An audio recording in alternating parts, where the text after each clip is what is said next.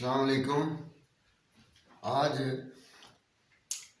मैं आपके सामने कंपनी अकाउंट्स का एक सवाल लेके आ रहा हूँ, जिसमें हम आज उसका एक तो एडजस्टिंग एंट्री करेंगे, जो कि आमतौर पर इस क्वेश्चन में कोई भी जो राइटर है वो इसकी एंट्रियाँ पास नहीं करता, लेकिन उसको हल कर देता है। मैं इसकी पहले एडजस्टिंग एंट्री डालूंगा ताकि आपको पता चले कि ये एडजस्टिंग एंट्रीज कैसे डाली जाती हैं, क्योंकि मैं महसूस करता हूँ कि स्टूडेंट्स की इस वक्त बहुत बड़ी कमजोरी जो है वो एडजस्टिंग एंट्रीज है। इसके बाद एडजस्टिंग एंट्रीज को हमने अनएडजस्टेड ट्रायल बैलेंस में मर्ज करना है, यानी कि वो अकाउंट्स जो कि एडजस्टिंग एंट्री में आ रहे हैं उनके लिए हम टी अकाउंट बनाकर उसका नया बैलेंस लाएंगे, और जो एडजस्टिंग एंट्रीज में मेंशन नहीं है उनको as it is trial balance से उठाकर हम प्रॉफिट लॉस या बैलेंस शीट में ले जाएंगे। इसलिए इसमें आपको ध्यान में रखना चाहिए कि सिर्फ वो और एडजस्टिंग एंट्री के दो इफेक्ट होते हैं, एक होता है प्रॉफिट लॉस अकाउंट में, एक होता है बैलेंस शीट में। इसलिए ये चीज़ जो है इंसान जब सॉल्व करता है क्वेश्चन, तो वो एडजस्टिंग एंट्री का इफेक्ट बैलेंस शीट में ले जाना भूल जाता है। इसका एक तरीका है कि एडजस्टिंग एंट्री डाली हो तो इंसान को पता होता है कि अब इसका इफेक्ट उधर भी जाएगा। तो इसलिए मैंने इसका क्वेश्चन और इसका सॉल्यूशन जो है दोनों के लिंक दे दिए हैं आपको, ताकि आप वहाँ से इसको देख सकें और इसको डाउनलोड कर सकें और आप इसको गौर से और बिल्कुल कंपेयर कर सकें कि किस तरीके से मैंने सॉल्व किया वैसे ही सॉल्व वहाँ मैंने किया हुआ है। ये आपको समझाने के लिए मैं यहाँ सॉल्व कर रहा हूँ, तो इसलिए आप इसको वीडियो को शुरू से लेकर आखिर तक देखेंगे। आज के वीडियो में सिर्फ मैं दो चीज़ें बनाऊँगा, और वो है प्रॉफिट लॉस अकाउंट और एडजस्टिंग एंट्रीज। बैलेंस शीट हम नेक्स्ट वीडियो में बनाएंगे ताकि हमारी वीडियो लंबी ना हो और जो है व्यूअर उसे देखें, और आपने इसको जो है एंड तक देखना है ताकि आपके ज़हन में आने वाले सवाल जो हैं उसका जवाब आपको उसके एंड तक मिल जाएगा इंशाअल्लाह ताला। और अगर नहीं है तो आप कमेंट्स में मुझसे उसका सवाल का जवाब मांग सकते हैं, टेलीफोन कर सकते हैं। इसलिए आज का सवाल जो दे चुका हूँ मैं इसमें, तो मैं यहाँ से जो इस सवाल में जो है वो adjusted unadjusted trial balance given है, और इसकी पहली एंट्री है और एडजस्टिंग एंट्री देता है 6 के साथ। तो इसमें वो कहता है जनाब कि स्टॉक एंडिंग स्टॉक का जिक्र करता है एडजस्टिंग एंट्री में। तो उसकी ये तमाम एंट्रियाँ मैं आपके सामने पहले पढ़ूँगा क्या कहता है, उसके बाद मैं उसको उसकी एडजस्टिंग एंट्री आपके सामने लिख दूँगा। तो इसलिए आप ध्यान में रखें। तो सबसे पहली बात यह है कि वो कहता है जी एंडिंग स्टॉक जो है वो है 31 दिसंबर को 2006 को 15,000। तो इसका मतलब ये है कि इसकी एडजस्टिंग एंट्री हमने पास करनी है, और वो है adjusting entries.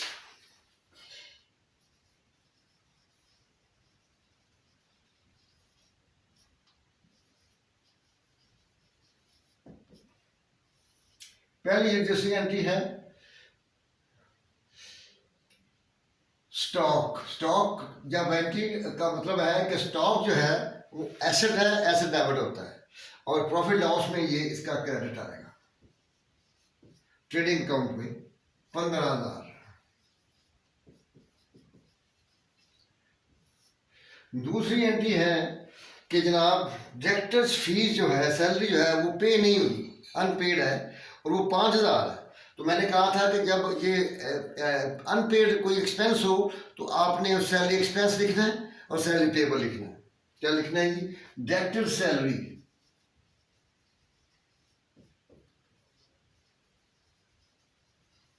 To salary payable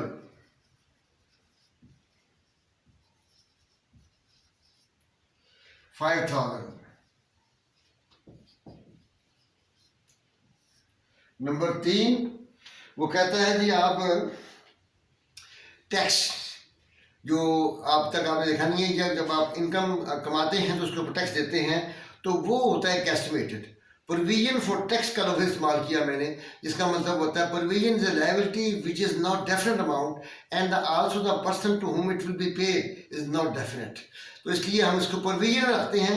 जब ये डेफिनेट लायबिलिटी हो जाएगी तो प्रोविजन से निकाल कर लायबिलिटी में ले जाएंगे। तो हम इसे लिखते हैं प्रॉफिट लॉस अकाउंट, ये tax expense to provision for tax.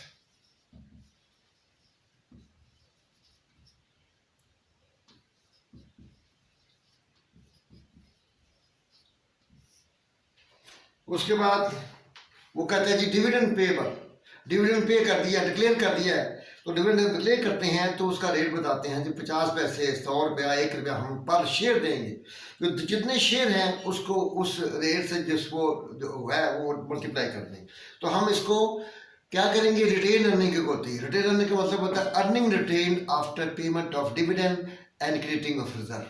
तो इसको हम क्योंकि ये प्रॉफिट है, अक्यूमुलेटेड प्रॉफिट है जो बचा हुआ है हमारा, इकट्ठा हो रहा है, तो इसको इसमें से हमने पे करना होता है dividend. Dividend is a share of profit which is given to the share holder out of profit and या आउट ऑफ रिजर्व्स। तो ये है रिटेन अर्निंग।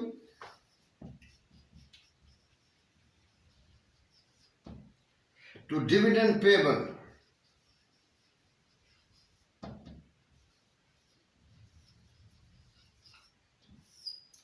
ये 50 पैसे पर है और हमारे 6000 शेयर हैं, तो ये अमाउंट बनती है 3000।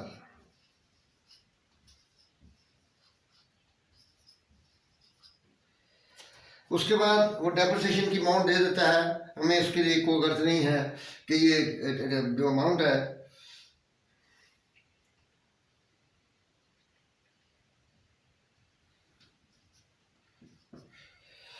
डेप्रिसिएशन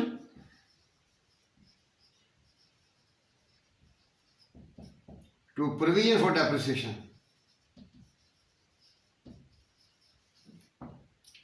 4600।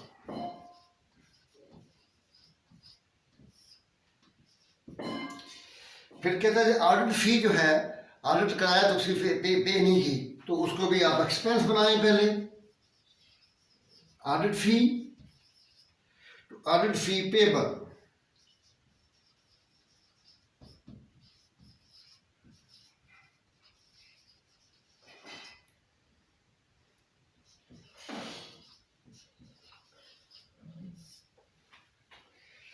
उसके बाद है जी कि प्लांट रिजर्व, एक रिजर्व क्रिएट किया आपने, रिजर्व क्रिएट कर सकते हैं, कैपिटल रिजर्व है, तो रिटेन अर्निंग से होता है। तो 7 में आप लिखेंगे retained earning to plant reserve,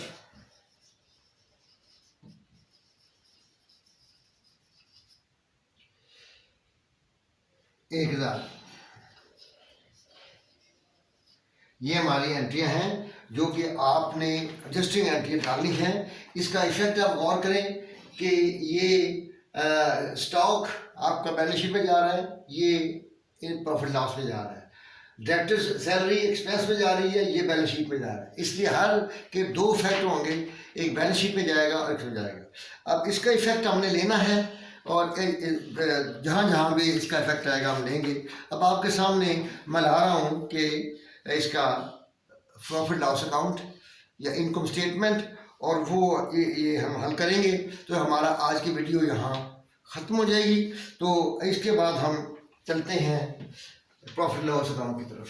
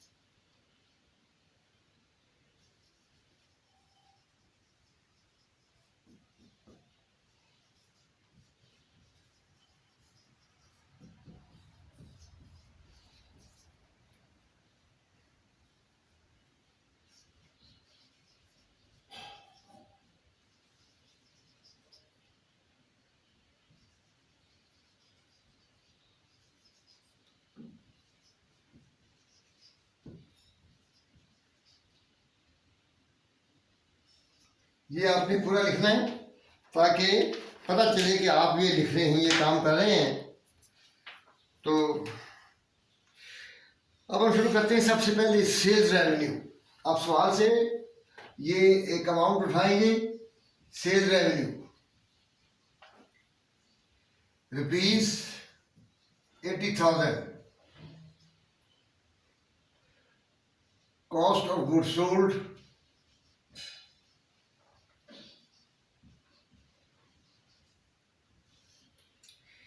opening stock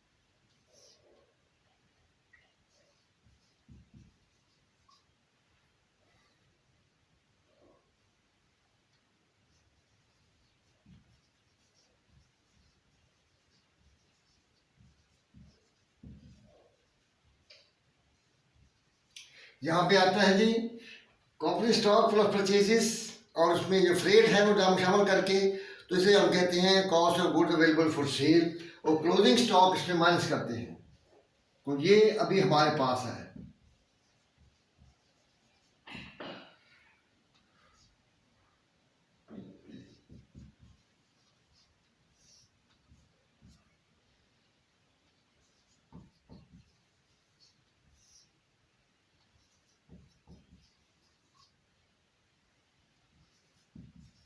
ये है ग्रॉस प्रॉफिट।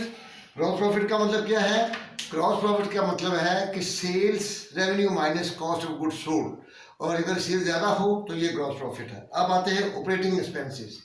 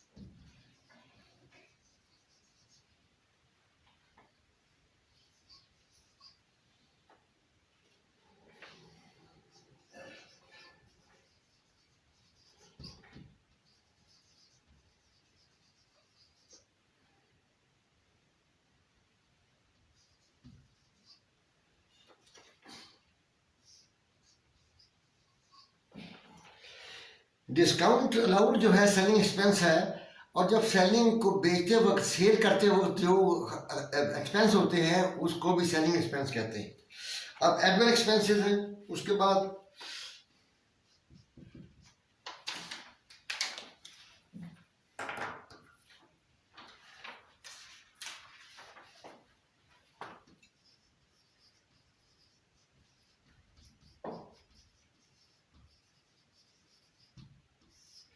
इसमें आते हैं जी स्टाफ सैलरीज,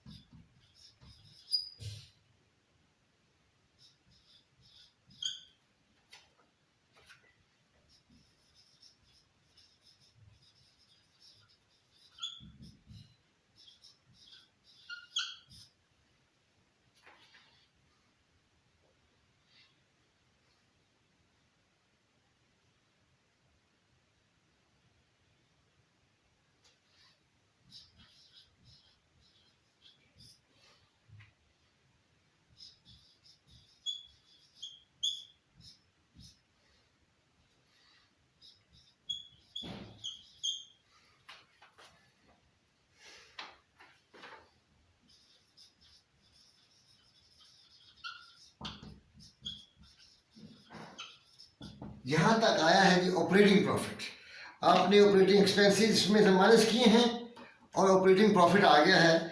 और ऑपरेटिंग प्रॉफिट के बाद हमें इनकम के अलावा जो नॉन ऑपरेटिंग इनकम और नॉन ऑपरेटिंग एक्सपेंसेस होते हैं वो हम इसमें हम प्लस या माइनस करते हैं। डिस्काउंट रिसीव्ड हमें हुआ है वो हम इसमें अब लेंगे ताकि हमारा जो बाकी का हिस्सा है मैं वो यहाँ पे प्रोड्यूस कर रहा हूँ। तो ये सवाल आपको पास मिल रहा है आपको ये कागज, तो इसलिए आप मैं ये हिस्सा अदर इनकम एंड एक्सपेंसेस।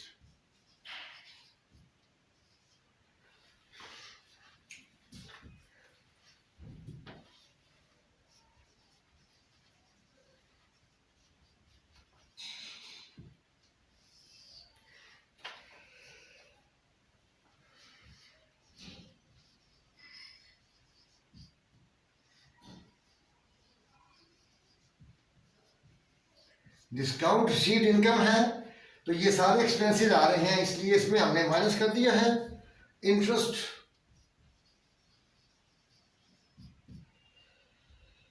5000, ये 4800 हमारा एक्सपेंस बनता है और ये 10,400 प्रॉफिट बिफोर टैक्स और टैक्स 5,400 प्रॉफिट आफ्टर टैक्स। ये हमारी आज की यहाँ तक का ये चीज़ है, ये आपने ज़हन में रखना है कि आज हमने प्रॉफिट एंड लॉस अकाउंट और रजिस्टरिंग एंट्रीज की मुकम्मल की हैं और इस तरीके से आपने इसको समझना है ताकि यहाँ तक समझ के जब आप आगे चलेंगे नेक्स्ट वीडियो में तो उस वक्त तक आपको समझ आ चुकी होगी। इसको एंड तक देखिए और सब्सक्राइब करें और वॉच करें ताकि आपको मुकम्मल तौर पर और बेल आइकॉन को प्रेस करें ताकि आपको हमारी वीडियोस मिलती रहें। और आप इसमें जब तक मुकम्मल फोकस नहीं करेंगे उस वक्त तक आप समझ नहीं सकते, तो इसलिए आप इसे समझें। इंशाअल्लाह ताला अल्लाह ताला आपको इम्तिहान में कामयाबी अता फरमाएगा। Thank you very much. अल्लाह हाफिज़।